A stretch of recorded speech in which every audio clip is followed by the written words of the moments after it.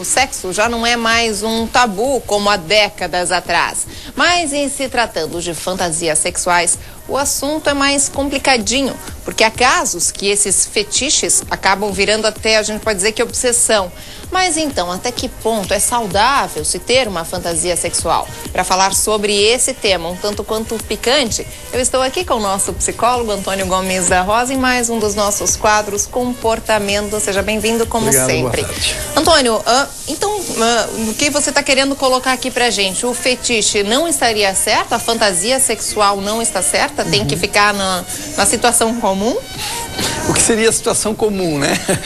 A gente não pode falar aqui pelo horário, tá, Antônio? Ok, Cuidado. então vamos cuidar com esse assunto, porque só o cuidado mesmo com o horário a gente tem que ter, porque quem está nos assistindo já pode ficar tranquilo que a gente compreende que é natural que muitos de vocês tenham fantasias, claro, e tenham esses fetiches, né? Ou as parafilias também, como se escuta falar agora. Mas o fetiche, então, e que é uma palavra do francês que quer dizer feitiço, né? Nos faz compreender que aquele objeto, aquela situação que atrai uma pessoa para o seu estímulo sexual, né? Um enfeitiçamento. Né? Então existem todos os tipos de feitiços em todos os níveis sociais, culturais e econômicos, né? Existem pesquisas até que mostram que muitos dos homens, principalmente, quanto mais poder, cargos melhores remunerados e mais bem-sucedidos na sociedade, mais eles têm os fetiches. Olha. Né? Então são... Está relacionado ao poder? Alguns fetiches estão relacionados ao poder, ao dinheiro, e outros, enfim, como todos, são de origens psicológicas, psicossociais, mas o poder e o dinheiro dá condição para que essas pessoas executem o seu fetiches. Então nós temos fetiches dos mais conhecidos, né? Que é, por exemplo, em todos os horários da televisão. Quando mostra um batom, a propaganda não mostra o batom e te diz a marca. Ela mostra uma mulher com um biquinho simulando, sensualizando. Sempre apela mais pro lado sensual. Exatamente. Né? Isso já estaria dentro de um quadro que nós podemos entender de fetiche, porque está levando alguém a admirar algo para se excitar ou se seduzir ou querer, né? Um sutiã, nunca se bota um sutiã na prateleira e se diz, use o sutiã Susan Germer, né? Simples, olha, talvez aí uma boa marca, né? Quem sabe? Simplesmente o que se faz? Bota-se o sutiã, mas se mostra muito mais o quadril da mulher rebolando do que o sutiã. É verdade. Né? Então, quer dizer, isso tudo estaria dentro de um fetiche. Mas os fetiches, eles evoluem de acordo com a necessidade de vivência sexual em razão de um trauma da infância, ou até mesmo indo ao ponto da perversão.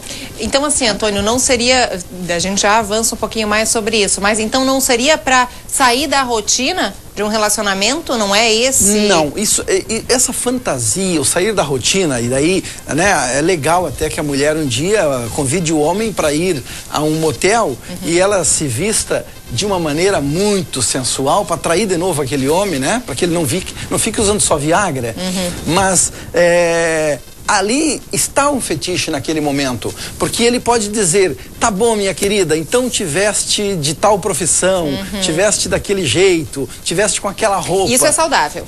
Isso está dentro da apimentação, como tu falaste, né? É aquilo que provoca, que mexe com a fantasia e traz a libido, a energia sexual, um prazer mais aflorado. Né?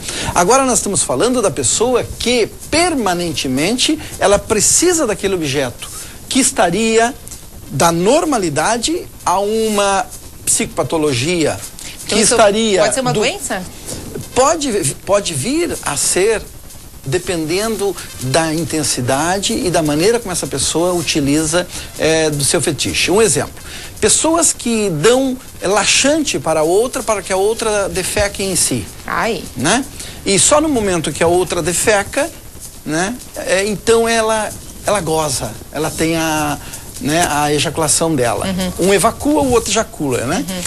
Os dois termos que a gente confunde muito, às vezes, por aí, escutando as pessoas. Esse caso, o que nós vemos aí? Não é nada criminoso. São duas pessoas que concordam em fazer um ato desse. Porém, tem um risco de saúde muito grande, né?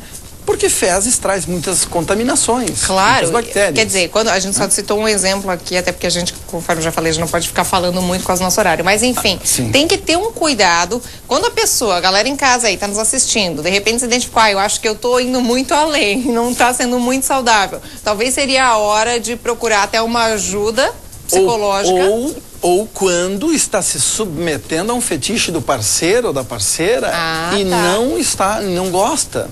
Isso é legal a gente colocar, entende? É verdade. Também está extrapolando a sua liberdade e a sua maneira de vivenciar a libido e o seu desejo sexual. Interessante, eu li um artigo nesses tempos numa revista, dessas revistas aí de mulher, e falava justamente sobre isso. A mulher mais velha, ela conheceu um outro homem, enfim, e ele gostava de olhar outras meninas e ficava com outras meninas à frente dela e ela acabava deixando isso acontecer porque achava que era normal da atitude dele e depois ela viu que não era. Se não está trazendo felicidade para a pessoa, jamais, né, Antônio?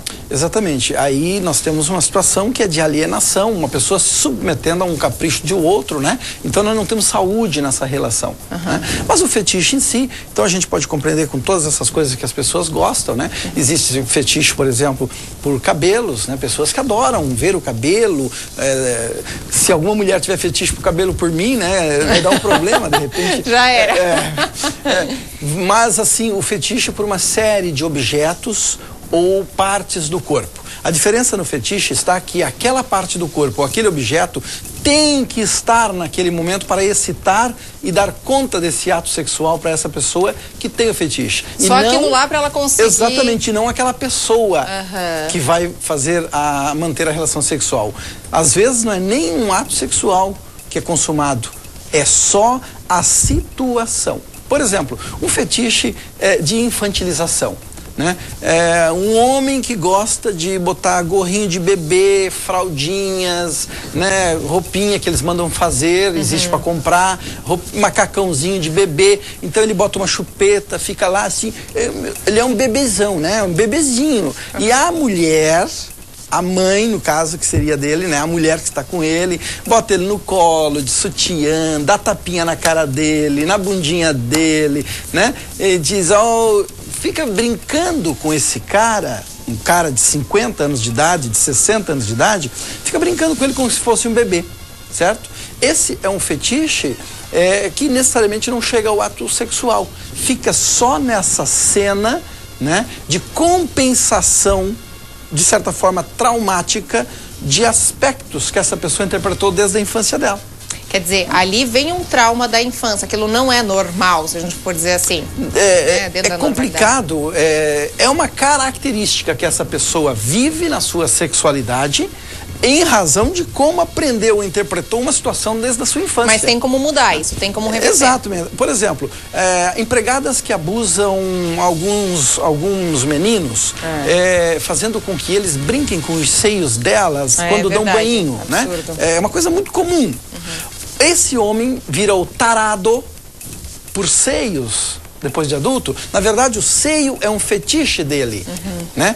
Porque através do seio, do cuidado dessa babá, ele era alimentado afetivamente, né? Então ele depois continua com esse fetiche. Agora, também pode ir para o outro lado, né? Que é o lado da perversão.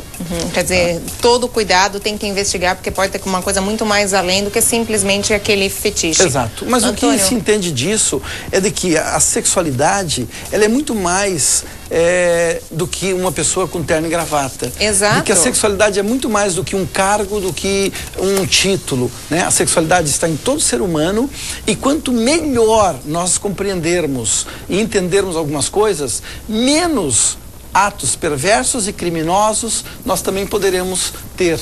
É tudo questão da compreensão, conforme o Antônio falou. Gente, vou passar os contatos do psicólogo Antônio Gomes da Rosa. É o telefone, tá? 3340-2400. Antônio, legal, bacana a gente ter explorado esse tema aqui para galera de casa. Cheio de tabu, né? Cheio Parabéns de tabu. Pra ti e pra emissora aqui, né? Legal, bacana. Felicidades. Obrigada, Antônio. Obrigada mesmo.